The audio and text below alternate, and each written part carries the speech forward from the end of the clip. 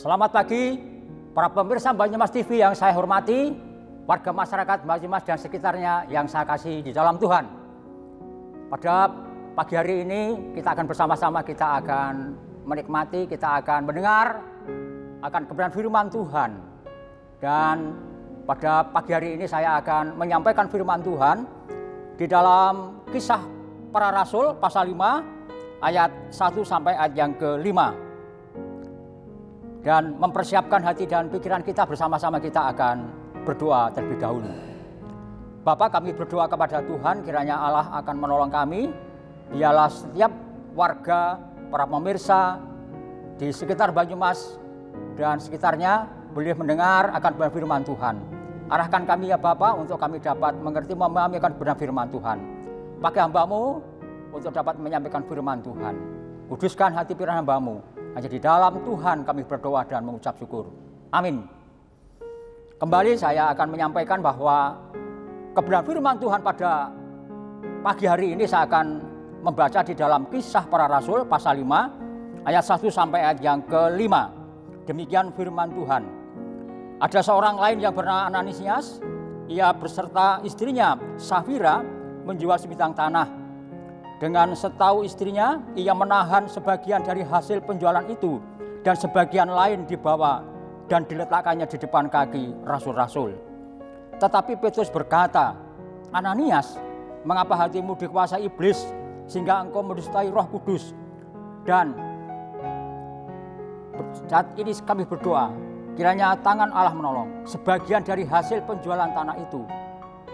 Selama tanah itu tidak dijual, bukankah itu tetap kepunyaanmu? Dan setelah dijual, bukankah hasilnya itu tetap dalam kuasamu? Mengapa engkau merencanakan perbuatan itu dalam hatimu? Engkau bukan mendustai manusia, tetapi mendustai Allah. Ketika mendengar perkataan itu, rebahlah Ananias dan putuslah nyawanya. Maka sangatlah ketakutan semua orang yang mendengar hal itu. Para pemirsa yang saya hormati dan yang saya kasih dalam Tuhan, tema pada saat ini saya akan menyampaikan tentang siapakah sebenarnya Roh Kudus Allah. Roh Kudus adalah Allah sendiri. Dalam Kisah Para Rasul tadi, pasal 5 ayat 1 sampai ayat 4, Roh Kudus adalah Allah. Dalam firman tadi dijelaskan bahwa ketika mendustai Roh Kudus, itu dalam firman Tuhan tadi dalam ayat ketiga dikatakan, tetapi Petrus berkata, "Ananias, mengapa hatimu dikuasai iblis sehingga engkau mendustai Roh Kudus?" Mendustai Roh Kudus sama dengan atau disamakan dengan mendustai Roh Allah. Karena Roh Kudus itu juga Allah sendiri. Roh Kudus adalah pribadi yang ketiga dari Tritunggal, sama seperti Allah Bapa dan Anak Allah. Di dalam Yohanes 14 ayat 16 sampai ayat ke-17 kita dapat belajar apa yang terjadi di dalam firman Tuhan tadi. Para pemirsa yang saya hormati, Roh Kudus juga dinamakan sebagai penolong.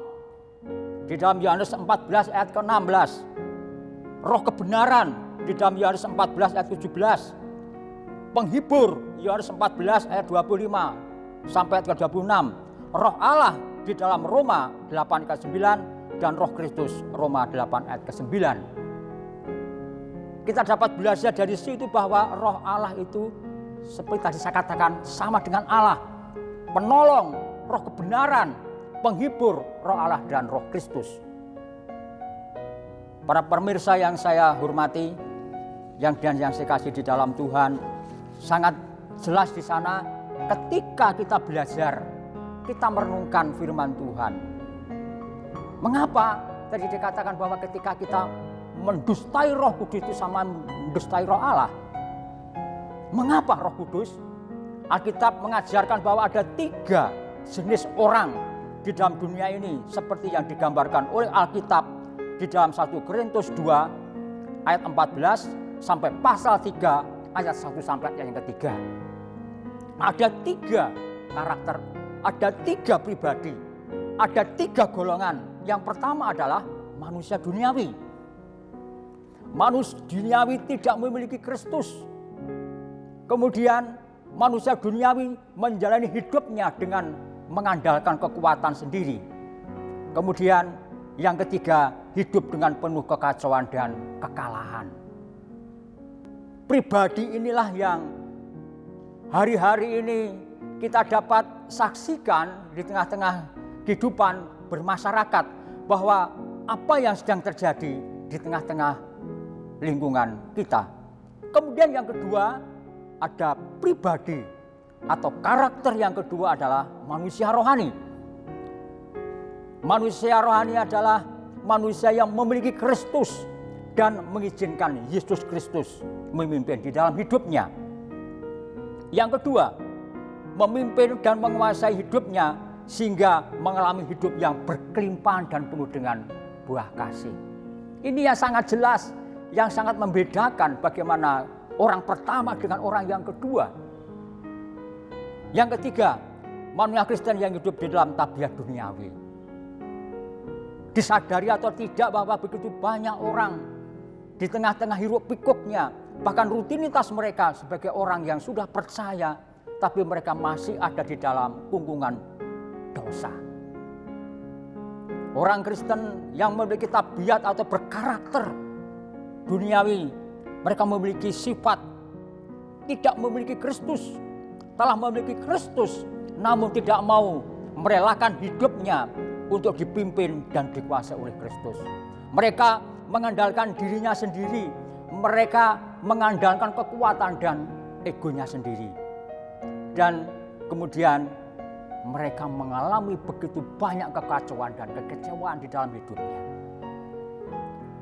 Para pemirsa yang saya kasih dalam Tuhan, sejenak kita akan mendengarkan iklan, kita akan mendengarkan sejenak dari stasiun kita.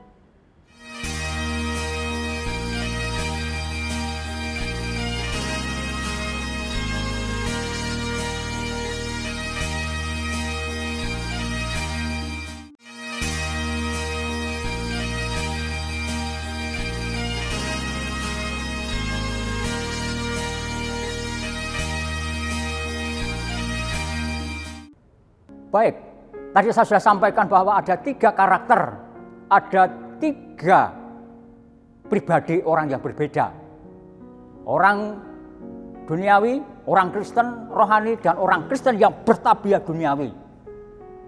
Ada beberapa hal yang sangat menarik kalau saya sampaikan saat ini.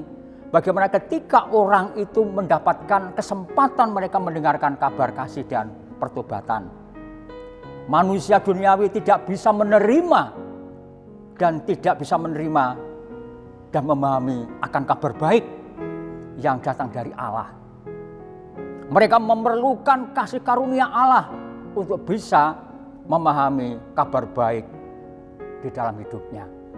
Hari-hari bagaimana mereka mengalami sesuatu yang terjadi dalam hidupnya. Hanya dengan orang Kristen rohani yang dipimpin dan dikuasai oleh Tuhan dan di dalam Roh Kudus, maka mereka akan mendapatkan sesuatu yang sangat mereka rasakan, yaitu hidup yang berkelimpahan dan mereka berbuah di dalam hidupnya. Buah kasih, buah di dalam hidup maupun di dalam pelayanannya. Oleh karena itu, mari kita bersama-sama kita berdoa kepada Tuhan. Bagaimana setiap kita, tiap-tiap hari sebenarnya menyadari di manakah kita ini saat ini. Di dalam karakter, di dalam golongan, di dalam tipe yang bagaimana kita ini masing-masing. Kita akan bersama-sama kita merenungkan di dalam diri kita bahwa sebenarnya kegerakan Allah itu terjadi ketika tiap-tiap hari kita menyadari bahwa di dalam kehidupan orang yang dipimpin dan dikuasai oleh Kristuslah yang akan mendapatkan hidup yang berkelimpahan dan mengalami kasih dan pengampunan Allah. Ada beberapa hal yang saya sampaikan bahwa ketika banyak orang mengalami pertobatan dan hidup baru. Pertobatan yang terjadi ketika orang itu percaya dan mengenal Engkau. Tuhan membuat fenomena yang belum pernah terjadi. Kalau kita belajar, Bapak Ibu pemirsa yang ada di rumah bisa membuka di dalam Kisah Para Rasul pasal 1 sampai pasal yang ke-11, Di sana ditunjukkan bagaimana ketika Allah menyatakan kuasa dan mujizatnya. Petrus menggunakan kesempatan untuk menyampaikan kabar baik itu. Banyak orang akhirnya bertobat dan mereka siap dibaptis. Di dalam Kisah Para Rasul 2 ayat yang keempat sangat jelas di sana ketika terjadi satu pertobatan secara luar biasa. Nah, karena itu mari kita bersama-sama kita terus merenungkan bagaimana di dalam perjalanan tiap waktu, tiap saat, bagaimana Tuhan menolong dan memberkati orang-orang yang hari-hari ini mereka di dalam perjalanan hidupnya merenungkan akan kebaikan-kebaikan Tuhan. Pertobatan membuat orang disadarkan bahwa tanpa Tuhan mereka tidak mendapatkan kebahagiaan di dalam hidupnya. Tuhan membuat mujizat kesembuhan ketika orang lumpuh, sehingga orang itu mendapatkan anugerah kebahagiaan di dalam hidupnya. Ada begitu banyak peristiwa-peristiwa di dalam Alkitab yang menunjukkan suatu keajaiban yang luar biasa ketika orang itu meresponi akan kasih dan anugerah Allah. Tuhan memberikan mujizat bagaimana ketika orang itu buta, orang itu mengalami sakit, orang itu lumpuh. Banyak orang mengalami sesuatu yang sangat kagum. Bagaimana mereka pada akhirnya mereka memuliakan Allah. Petrus menggunakan kesempatan itu untuk memberitakan kabar baik. Kalau kita belajar dalam Kisah Para Rasul ayat 3 ayat 11 sampai 16, sejumlah orang bertobat, jumlah orang percaya bertambah menjadi 5.000 orang. Pertobatan-pertobatan bisa terjadi oleh karena pekerjaan-pekerjaan Roh Kudus yang menyadarkan bahwa tanpa Tuhan, tanpa Kristus, manusia sesat, manusia mengalami hidup yang penuh dengan segala penderitaan. Pertobatan-pertobatan yang terjadi, salah satu bagaimana ketika orang Samaria pada saat itu juga mengalami hidup yang sudah diubahkan oleh Tuhan. Orang Samaria mendengar pemberitaan Filipus saat itu. Ada di dalam Kisah Para Rasul 8 ayat 5 yang disertai dengan demonstrasi kuasa Allah. Mereka mengalami mujizat Tuhan dan mereka mendapatkan anugerah dan pertolongan Tuhan. Mereka menerima Injil dengan sukacita karena meresponi bagaimana ketika saat-saat itu dia ada di dalam masa-masa yang kelam. Kebaikan-kebaikan Tuhan tidak pernah terpikirkan ketika orang ini mengalami hidup baru di dalam Tuhan. Para pemirsa yang saya kasihi, sungguh luar biasa ketika saya merenungkan akhir-akhir ini dalam perjalanan waktu, bagaimana ketika orang itu mendapatkan anugerah kasih dan pengampunan Allah. Paulus sedih melihat kondisi kota Athena penuh berhala, kemudian mereka bertukar pikiran dengan orang-orang di pasar, orang-orang yang sederhana, orang-orang yang terpelajar juga, bahkan bersaksi di depan Majelis Areopagus, sehingga orang banyak mengalami pertobatan. Ada hal-hal di mana ketika Rasul Paulus pada waktu itu melakukan pekerjaan-pekerjaan yang tidak pernah terselami, banyak orang mendapatkan hidup baru, banyak mereka mengalami kekuatan, pemulihan secara ajaib. Kesempatan demi kesempatan ketika Rasul Paulus menyampaikan kabar baik itu di mana mereka berada, di mana Paulus itu berada, banyak orang mendapatkan anugerah kasih dan pengampunan Allah. Kemudian juga ada pertobatan yang terjadi di kota Korintus ketika Paulus setiap hari Sabat bersaksi kepada orang-orang yang belum percaya kepada Tuhan.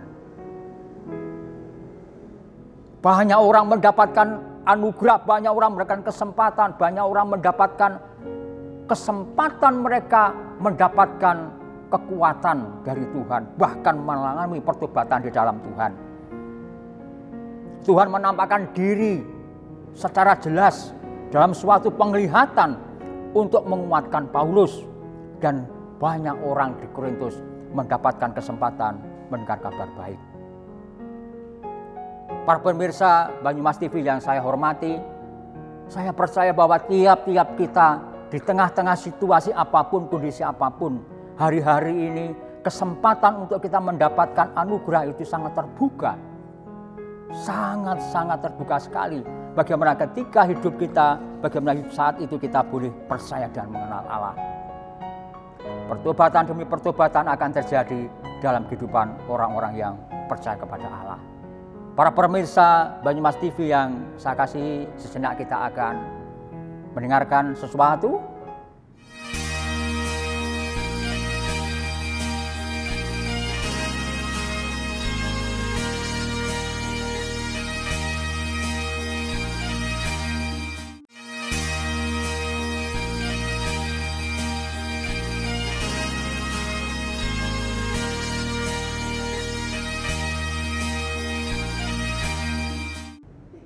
Baik, bersama-sama kita seperti tadi saya sampaikan, dalam setiap segmen ketika Rasul Paulus menyampaikan firman Tuhan di tengah-tengah kota, di tengah-tengah kondisi apapun, banyak orang mendapatkan anugerah kasih dan pengampunan Allah dan mereka diubahkan oleh Tuhan ketika orang itu mendapatkan suatu hidup yang baru.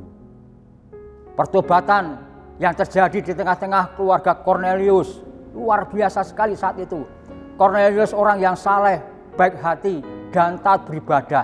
Ia mendapatkan pengalaman rohani dan dikunjungi oleh malaikat Allah. Sesuatu yang terjadi secara ajaib, sesuatu yang tidak pernah disangka, tetapi Allah menolong dan memberkatinya. Bagaimana Tuhan mengubah orang yang begitu baik, tetapi bagaimana saat itu juga Kornelius dan keluarganya diberkati oleh Tuhan. Petrus diberi penglihatan dan diyakinkan dengan kedatangan orang yang menjemput sebagai yang meneguhkan panggilan dari keluarga Kornelius. Jadi setiap orang yang benar-benar meresponi akan panggilan Tuhan, meresponi bagaimana di dalam hidupnya mau diubahkan oleh Tuhan, akan mendapatkan sesuatu yang ajaib. Penglihatan itu bisa datang dari seseorang. Bagaimana Tuhan memakainya. Bahkan orang yang dipakai oleh Tuhan bisa meneguhkan orang itu. Bagaimana imannya benar-benar diubahkan dan mereka mendapatkan anugerah kasih dan pengampunan Allah. Ini sesuatu pekerjaan-pekerjaan Allah, pekerjaan Roh Kudus, ya Allah sendiri yang tidak dapat dipungkiri oleh setiap orang. Bukti sangat jelas tadi, pertobatan demi pertobatan yang terjadi di tengah-tengah keluarga, di tengah-tengah masyarakat, di tengah-tengah kota terjadi di Korintus. Bagaimana Tuhan menolong orang Samaria, bagaimana Tuhan menolong keluarga Kornelius. Wah, luar biasa sekali ya. Itu oleh karena kekuatan Tuhan, oleh karena kuasa Allah, oleh karena kekuatan Roh Kudus. Ya Allah sendiri yang bekerja melampaui hati pikiran seseorang, pikiran manusia. Sungguh luar biasa. Petrus menaati dalam perjalanan hidupnya juga apa yang diperintahkan Tuhan. Dan pelayanan Petrus berbuah secara dahsyat dan ajaib. Kita sebagai orang yang penuh dengan segala keterbatasan, dengan segala kekurangan kita, ada begitu banyak kesempatan diberi kesempatan untuk kita dapat mendengar kesempatan itu untuk kita mendengar kasih dan pengampunan Allah. Berbagai momen, berbagai kesempatan apapun adalah kesempatan di mana kita bisa belajar. Dan pada saat ini bersama-sama dengan kita sekalian, kita boleh mendengarkan firman Tuhan. Di akhir firman Tuhan ini, mari bersama-sama kami mengajak mari meresponi bagaimana di tengah-tengah situasi dan kondisi saat ini. Ada begitu banyak kesempatan untuk kita mengalami perubahan hidup, perubahan tingkah laku, perubahan pola pikir kita. Yang selama ini begitu banyak orang mengalami keraguan, banyak orang mengalami begitu banyak kebimbangan dalam hidupnya, bahkan masalah-masalah yang pelik. Tetapi ketika Roh Kudus itu Allah itu datang, apa yang terjadi? Ada sesuatu yang terjadi. Bahkan Kornelius orang yang begitu sudah setia, taat beribadah pun, mereka mengalami sesuatu yang ajaib pula. Saya mengajak kepada para pemirsa bersama-sama mari kita meresponi akan kasih dan pertolongan Allah dalam hidup kita sebagai orang-orang yang penuh dengan segala dosa, segala kekurangan kita. Mari kita meresponi bahwa ada begitu kesempatan tiap saat, tiap waktu, bahwa apapun yang dunia ini tawarkan tidak menjamin kita kebahagiaan itu dialami. Tetapi ketika Roh Kudus itu, Allah itu datang di dalam hati kita, di dalamnya ada kemerdekaan, ada kekuatan, ada pembebasan, dan di dalamnya ada sukacita, ada kekuatan, ada kebaikan-kebaikan yang Allah rasakan. Saya percaya bahwa kepada setiap kita, kepada semua warga, mari berikan bersama-sama waktu dan kesempatan respon apa yang menjadikan firman Tuhan itu terjadi dalam hidup dan keluarga kita. Seperti yang terjadi dalam setiap pribadi tadi, bahkan juga keluarganya. Sungguh-sungguh merupakan satu kesempatan, oleh karena kesempatan untuk kita meresponi kasih Tuhan itu begitu sangat terbuka. Dan Roh Allah itu bekerja melampaui pikiran-pikiran manusia. Sesuatu yang mustahil, tapi bagi Roh Allah atau Allah sendiri tidak mustahil. Orang yang sakit, orang yang sembuh, disembuhkan. Orang yang mengalami masalah-masalah dipulihkan oleh Tuhan. Bahkan orang yang dirasuk setan pun akan dibebaskan dari belenggu-belenggu yang menyesakkan. Yang mengikat dirinya. Kuasa setan, kuasa kegelapan itu bisa dilepaskan oleh karena Allah bekerja, Roh Allah itu bekerja. Mari bersama-sama kita merenungkan akan kesempatan demi kesempatan untuk kita terus berkarya melalui hidup dan pelayanan kita. Mari kita akan berdoa bersama-sama. Kita akan mengucap syukur untuk firman Tuhan saat ini. Mari kita akan berdoa supaya tangan Allah akan menolong kita sekalian. Mari saya mengajak kepada semua warga, semua pemirsa Banyumas yang saya kasihi, kesempatan ini kesempatan yang sangat berharga ketika kita meresponi akan panggilan Tuhan. Mari kita akan berdoa bersama. Bapa, kami sangat mengucap syukur untuk firman Tuhan yang mengingatkan kami, yang melengkapi kami, bahkan menguatkan kami, yang memberikan pengertian kepada kami bahwa pekerjaan-pekerjaan Roh Kudus yang tak dapat terselami itu adalah pekerjaan Allah sendiri. Kami mengucap syukur dan terima kasih oleh karena Tuhan yang menolong kami, Tuhan yang sudah memberkati kami, Tuhan yang memberikan kekuatan kepada kami semuanya. Kami berdoa hari-hari ini ya Tuhan, supaya setiap kami yang ada di tempat di mana kami boleh berada di rumah kami masing-masing, diberikan kesempatan kepada Tuhan untuk kami terus berkarya. Hidup kami boleh membawa sesuatu yang sangat berarti bagi orang lain. Namun begitu banyak masalah, tantangan, kesulitan dan pergumulan kami yang kami hadapi. Oleh karena kami tidak mampu melewati masa-masa sulit itu. Tapi biarlah Roh Kudus sendiri yang membawa kepada kami. Roh Kudus itu sendiri akan bekerja melampaui apa yang kami doakan dan kami pikirkan. Tuhan tolong bukakan hati kami ya Tuhan untuk kami mengerti, memahami. Bahkan dengan iman dan keyakinan kami, biarlah pada kesempatan ini Tuhan, untuk kami menerima Engkau sebagai Allah dan Tuhan dan Juru Selamat kami. Terima kasih Bapa, tolonglah ya Roh Kudus, tolonglah kami Bapa, terimalah kasih Tuhan, dan dengar Tuhan setiap pribadi kami masing-masing supaya kami mendapat kesempatan Tuhan, bagaimana iman kami, hidup kami berkenan di hati Tuhan. Berkati Bapa untuk keberadaan masyarakat Banyumas, berkati Bapak untuk kami semua, supaya Tuhan menolong para pejabat, pemerintah, bahkan warga masyarakat di lingkungan kami berada, supaya Engkau juga memberkati semuanya. Doa kami supaya masyarakat di Banyumas dan sekitarnya, bahkan secara umum di negara kami, boleh mendapatkan kebaikan-kebaikan dan kemurahan Tuhan. Terima kasih, kami mengucap syukur, kalau di dalam pelayanan harian dan ruang berkenan Tuhan ampuni. Terpujilah Bapa, di dalam nama Bapa dan Roh Kudus, kami berdoa dan bersyukur. Amin. Terima kasih untuk para pemirsa Banyumas TV yang sudah mendengarkan firman Tuhan renungan pada pagi hari ini. Sekali lagi kami mengucapkan terima kasih dan kita akan bertemu di waktu minggu yang akan datang pukul 9 sampai selesai. Terima kasih, Tuhan memberkati kita sekalian. Amin.